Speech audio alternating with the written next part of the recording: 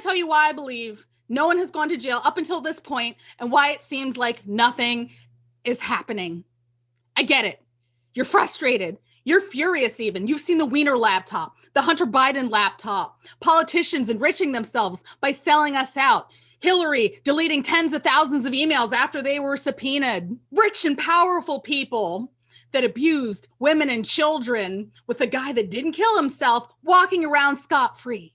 And then on the flip side, you've watched the Trump team and the Trump family's lives being destroyed. People received death threats and they lost their homes due to mounting court costs because, according to the New York Times, the Democrats had 30 separate bogus investigations going on and people got dragged from courtroom to courtroom to courtroom for the crime of loving America. Folks, it had to be this way. Believe me when I tell you that this was never about Spygate. Spygate is small potatoes when compared to the totality of crimes we are looking at. You don't try someone for jaywalking when you know you'll have enough evidence to convict them of murder. We have been focused on winning a single battle instead of winning the war. Winning the war requires a long-term plan and patience. Pick a scandal: Benghazi, Spygate, Obama's IRS scandal, Haiti, Fast and the Furious, Uranium One. It's the same actors over and over and over. With just Uranium One, you'll see Mueller, Obama, both Clintons, Rod Rosenstein, and Eric Holder, just to name a few. These guys have God complexes and a very predictable playbook. If you bust them for Spygate, yeah, you'll get some of them, but you won't get all of them, especially not the big international players. The election fraud case is bigger than just us Americans because votes are being altered in countries all over the world. You have to think long-term like a military strategist and stop looking for immediate gratification. We had to press pause on the major arrests so that these guys would cheat in 2020, believing all the while that it would be business as usual, meaning that they would be above the law because they've always been above the law. But this was about the long game from the start. I'm going to tell you a quick story. The word on the street is that there is a group of generals that were tired of politicians on both the left and the right selling us out. So they asked Trump to run for president so that together they could take down the deep state and return control of the country back to us, the American people. Now, while I can't confirm that it was a group of generals, what I can confirm is that at least one general did ask him to run. As a general, Joe was promoted so quickly that he was nominated for his third star before he had formally received his second. I would say 2015, I sat with Joe at a dinner, and believe it or not, I was getting a big award from the Marines. And Joe was presenting the awards, and I had no even thought of running for president. But he made the great presentation that night, and I got to talk to him because I sat with him and Ellen and his son, Patrick. And I was asking Joe lots of questions about the military. He said, "You really enjoy this, don't you?" I said, "Well, I just love our country. It's very important to me. I love our country." I said, "I don't know. What do you think? Should I give it a shot?" This was before it was public. He was one of the first people I asked. I said, "What do you think?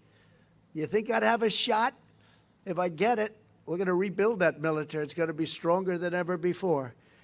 And he helped me form an opinion. He gave me a lot of information, and he has ever since. And I can also point to that fateful FBI interview where they set up General Flynn, who never lied, to Vice President Pence or the FBI. Anybody could go and read the declassified documents all about that. General Flynn, 3 times in that interview with those black hats, looked out the window on a sunny day and said, "What a beautiful black sky." Now that phrase shook me to the core. And if I'd have been there, I would have gotten up and run, because I understand that if the former head of the Defense Intelligence Agency is starting to talk in some weird cryptic language, I need to get the heck out of there. And I couldn't figure out what he meant until just recently. When he said that to them, He was sending them a warning message. What a beautiful black sky translates to a storm is coming for the deep state. And he said this on January 24th, 2017, only 4 days after Inauguration Day. Ladies and gentlemen, they have been planning to take down the deep state for years. They have carefully mapped out everything from having the right people in all the right places at the exact right time to Executive Order 13848, to taking over the Defense Department at the 11th hour and at the same time castrating the CIA.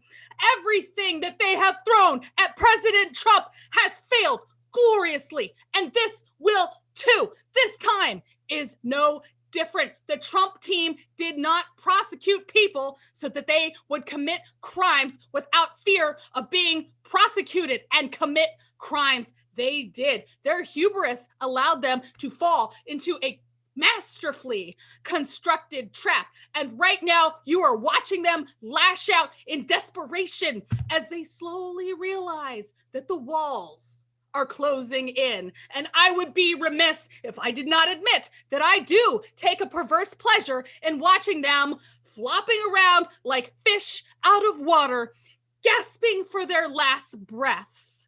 There are tons of sealed indictments just waiting to be opened, and I have a bottle of champagne on ice for just such an occasion. President Trump is a super alpha male that loves his country and his family. His blood type is toxic masculinity, and that blood is boiling. They have dragged his children into court and slandered them across the world. President Trump gets mad about tweets, and they messed with Ivanka.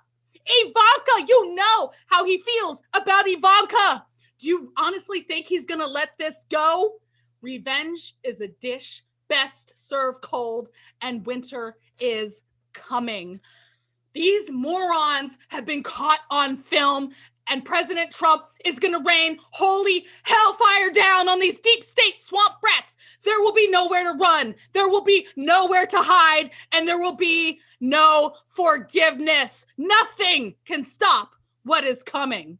Have you ever thought about what it would look like if we had a president that really did go after political corruption? He'd have to be an outsider. Someone that didn't get rich by taking bribes for political favors. Someone that would question why so many members of Congress became multimillionaires on an upper middle class salary. Someone that would expose their nihilism and pay-for-play schemes. I said, I'm telling you, you're not getting $1 billion. I said, you're not getting $1 billion. I'm going to be leaving here. And I think it was, 6 hours? I said, I'm leaving in 6 hours. If the prosecutor's not fired, you're not getting the money. Well, son of a bitch. Got fired. Would this president be welcomed with open arms? What about the corporations that paid money to those politicians? Would they be happy about someone preventing them from buying influence? No, of course not. This is what it looks like when you drain the swamp.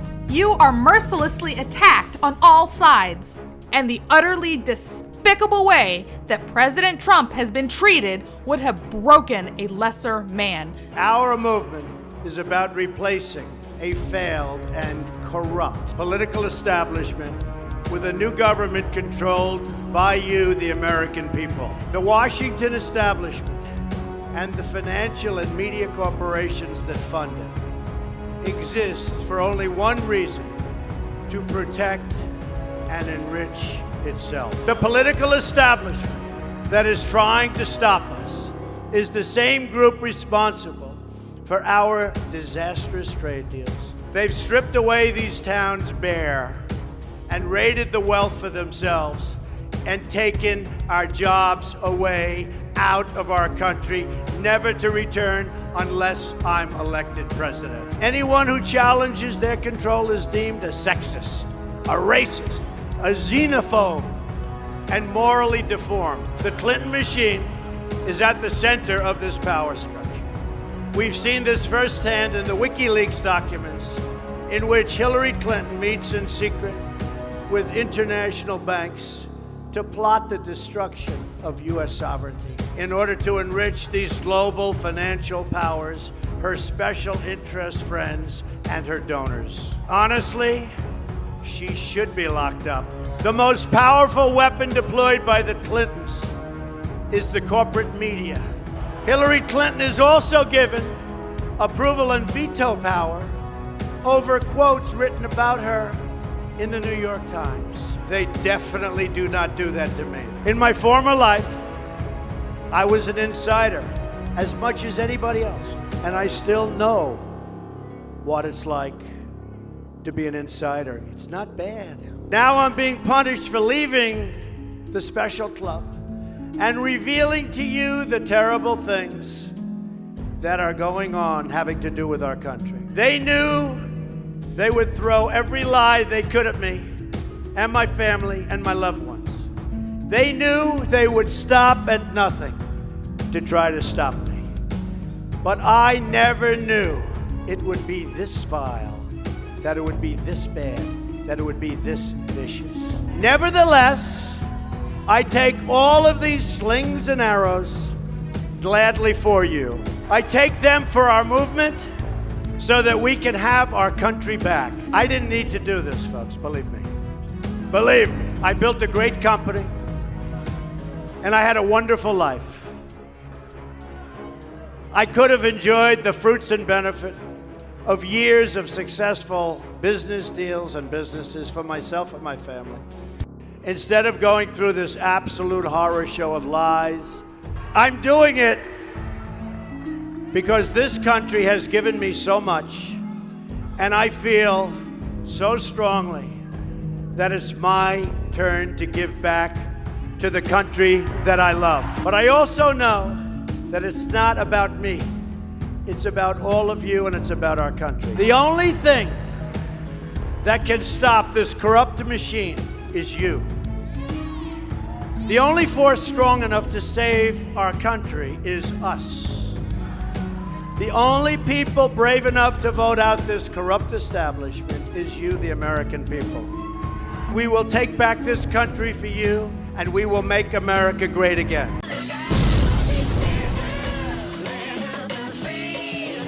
Hey guys, thanks for watching. If you like this video, subscribe, give it a thumbs up, and please share it. You can help us continue to fight in the war against disinformation by donating at paypal.me/right-left-of-center. I'm River Wright from Right Left of Center, and if you're watching, you're probably right too.